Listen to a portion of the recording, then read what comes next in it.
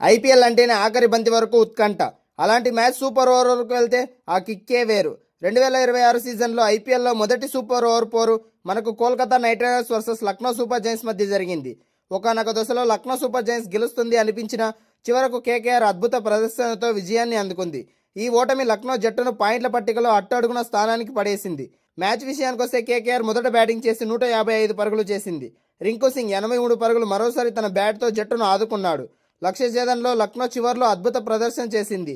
చివరి బంతికి 7 పరుగులు అవసరమైన వేళ షమీ 6 బదడంతో మ్యాచ్ టై అయి సూపర్ ఓవర్కు వెళ్ళింది. అయితే సూపర్ ఓవర్లో సునీల్ నరైన్ తన స్పిన్ మాయాజాలంతో లక్నోను కేవలం 1 పరుగుకే కట్టడి చేశాడు. 2 పరుగుల లక్ష్యాన్ని రింకు సింగ్ 4 కొట్టి సులభంగా ముగించాడు. ఈ ఓటమి తర్వాత లక్నో కెప్టెన్ రిషబ్ పంత్ చాలా ఎమోషనల్గా మాట్లాడాడు. వరుస ఓటములు మమ్మల్ని ఒత్తిడిలోకి నెట్టేశాయి. టీ20 క్రికెట్లో ఒత్తిడి సహజమే, కానీ దానికి సమాధానం మనలోనే వెతుక్కోవాలి అని రిషబ్ పంత్ పేర్కొన్నాడు.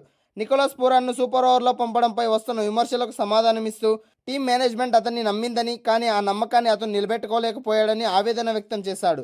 కనీసం 12 పరుగులు చేసి ఉంటే డిఫెండ్ చేసుకునే అవకాశం ఉండేదని, కానీ కేవలం 1 పరుగు చేయడం మ్యాచ్ను చేజార్చుతున్నట్లు అయిందని పంత్ అన్నాడు.